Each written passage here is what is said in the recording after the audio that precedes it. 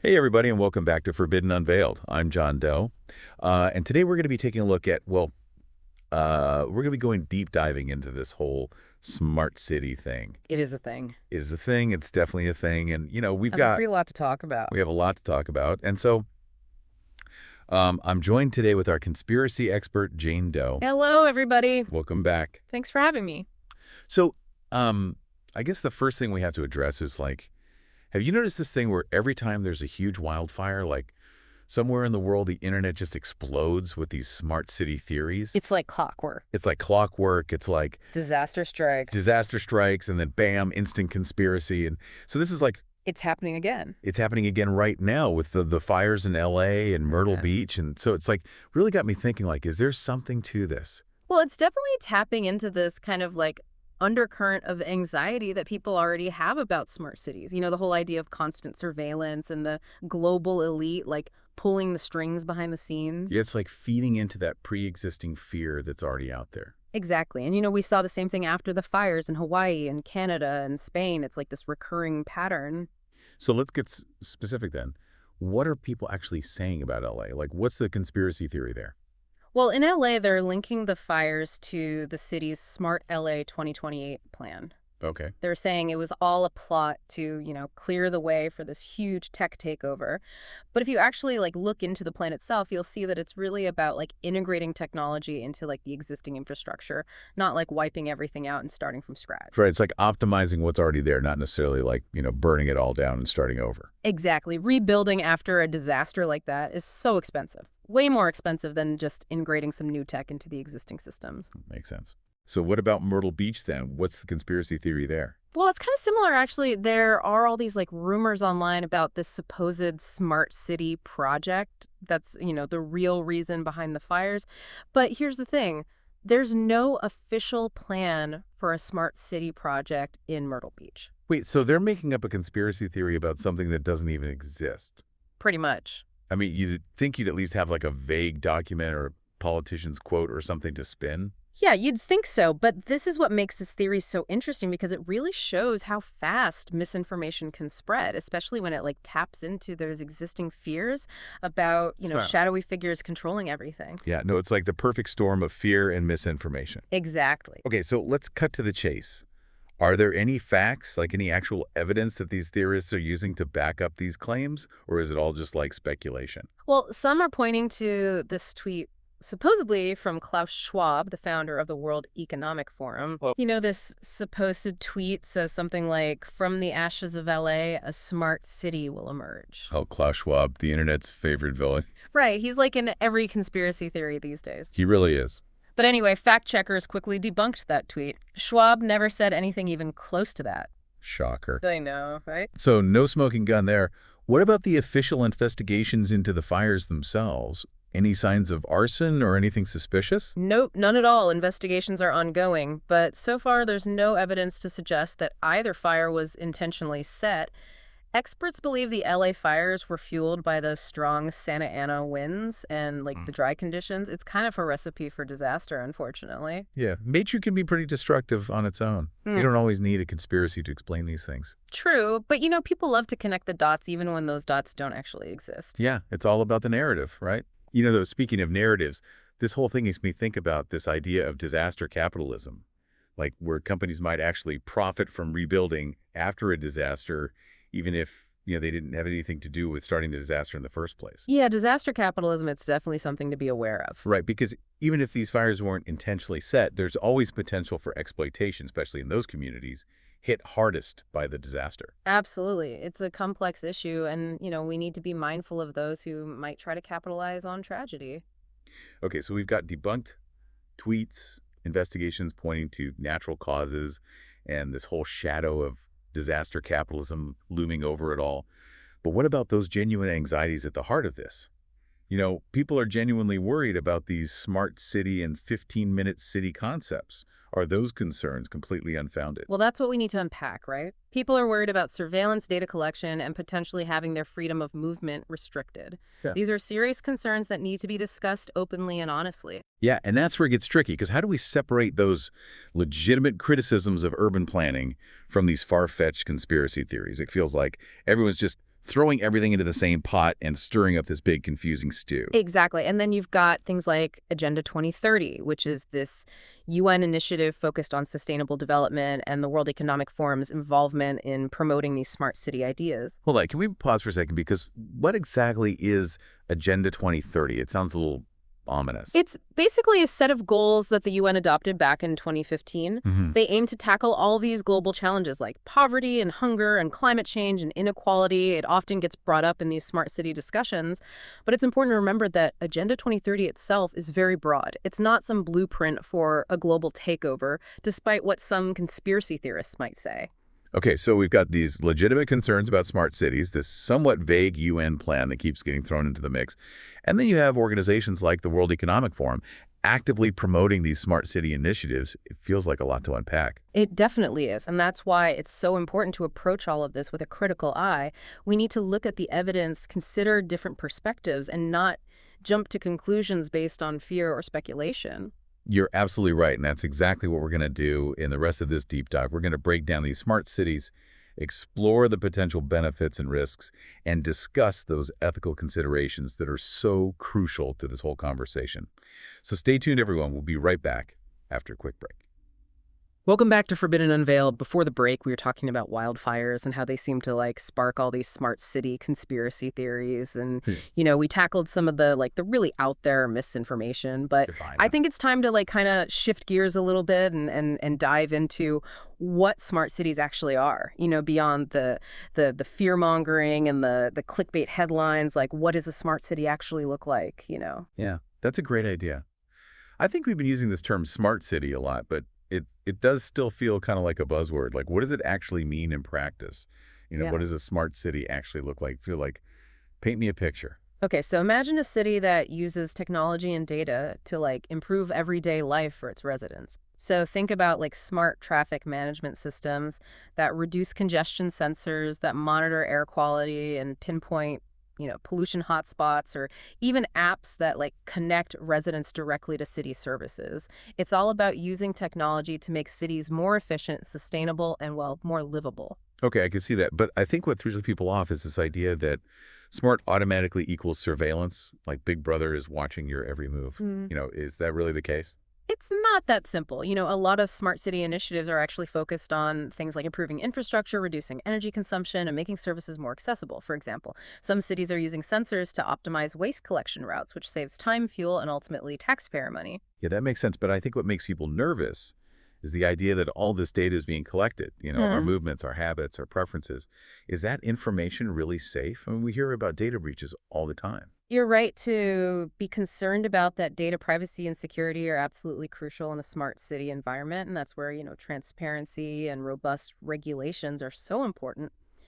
The way data is collected, stored, and used needs to be clear, ethical, and subject to strict oversight. There's a lot of debate happening right now about how to strike that balance between using data for the public good while also protecting individual rights. Yeah, it feels like a bit of a slippery slope, right? I mean, I could see how using data could improve public safety, like if sensors detect a gas leak and they alert the authorities, that could potentially save lives. But on the other hand, I don't want to live in a place where my every move is being tracked and analyzed. It feels a little Orwellian. I hear you. It's about finding that sweet spot where technology is used to enhance our lives, not infringe on our freedoms. And that requires, open dialogue, public engagement, and really strong ethical guidelines for data governance. Okay, so we've established that smart cities are more than just surveillance networks. They have the potential to make cities more efficient, more livable, and even more sustainable. But we need to make sure that data is used responsibly and that privacy is protected. Got it. Now, let's talk about this 15-minute city concept. It seems like this is another one that really gets conspiracy theorists going. They paint it as this dystopian nightmare, but is it really as bad as they make it sound? The 15-minute city idea has definitely become a target for people who are suspicious of, urban planning in general. They claim it's all about confining people to their neighborhoods, restricting their movement, and controlling their lives. But in reality, it's a much more nuanced approach to urban design at its core. It's about creating neighborhoods where residents can access most of their daily needs. Think groceries, healthcare parks, schools, all within a 15-minute walk or bike ride from their homes. So the goal is to create these self-sufficient, walkable communities. Exactly. It's about reducing our reliance on cars, promoting walkability, and fostering a stronger sense of community. Of course, there are, legitimate questions about how such a model would be implemented in different cities, Huh. whether it could lead to unintended consequences, how we ensure equitable access for everyone. But the idea itself isn't about control or confinement. It's about creating a more, human-centered urban environment. Okay, that makes a lot more sense. Uh, I think what throws people off is that it sounds almost too good to be true. Imagine being able to walk to the grocery store, meet your friends for coffee, go to the park, all without having to hop in your car and deal with traffic. yeah. It sounds idyllic, but then people start to wonder, like, what's the catch? What are they not telling us? It's that distrust, that suspicion that often fuels conspiracy theories, but sometimes a good idea is just a good idea. Right. It's important to remember that not everything is a conspiracy. Sometimes it's just about people trying to find, better ways to live and interact with their cities. I completely agree. And this is where critical thinking is so important. We need to be able to evaluate information, sift through all the noise, separate fact from fiction, and, engage in these nuanced discussions about these complex challenges and opportunities. We can't just jump to conclusions or let fear kind of dictate our understanding of these issues. Well said. Now, for those listeners who might still be on the fence, maybe they buy the debunking of those fire conspiracies, but they're still a little wary of this whole smart city thing. Let's talk about global agendas and, interconnectedness. What would you say to them? How can we navigate these complex issues without falling into that trap of paranoia and fear-mongering? That's a great question. I think it's important to acknowledge that there are legitimate concerns about the concentration of power, about the potential for technology to be used in ways that erode our freedoms. We should absolutely be wary of any initiative, whether it's a smart city plan or a global development agenda that doesn't prioritize transparency, accountability, and the protection of individual rights. So a healthy dose of skepticism is warranted. But how do we make sure that skepticism doesn't, devolve into blind fear or a rejection of progress altogether? It's a balancing act, for sure. It's about staying informed, engaging in critical dialogue, and holding those in power accountable. Don't just accept information passively, question assumptions, seek out diverse perspectives, and most importantly, don't let fear shut down your ability to think critically and engage constructively in shaping the future you want to see. Those are great points. It's a reminder that we all have a role to play in shaping the future, and that starts with being, Yeah. informed, engaged, and, as you said, critical thinkers. Exactly. We can't just sit back and let others make decisions for us. We need to be active participants in this conversation. I completely agree. So we've talked a lot about the potential risks of smart cities, but what about the potential benefits? Can this technology actually make our lives better? Absolutely. Smart city technologies have the potential to address some of the most pressing challenges facing urban areas today.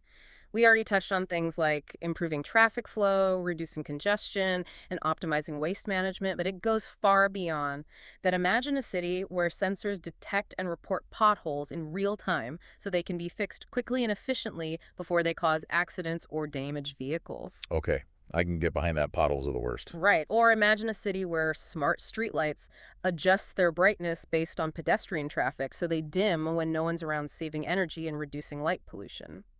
I hadn't thought about that, but that's a really cool idea. It's those little things, those everyday annoyances that technology could actually help us solve. Exactly. And what about a city where smart grids optimize energy distribution, making our homes and businesses more energy efficient, lowering costs, and reducing our carbon footprint? Those are some pretty compelling examples. It sounds like smart cities could make our lives more convenient, safer, and more sustainable. Mhm. But how do we ensure that these technologies are used ethically and responsibly? I mean, technology itself is neutral, right? It's Yeah. all about how we choose to use it. That's the million-dollar question. Technology is a tool, and like any tool, it can be used for good or for bad. That's why it's so crucial to have these open and honest conversations about the ethical implications of these technologies.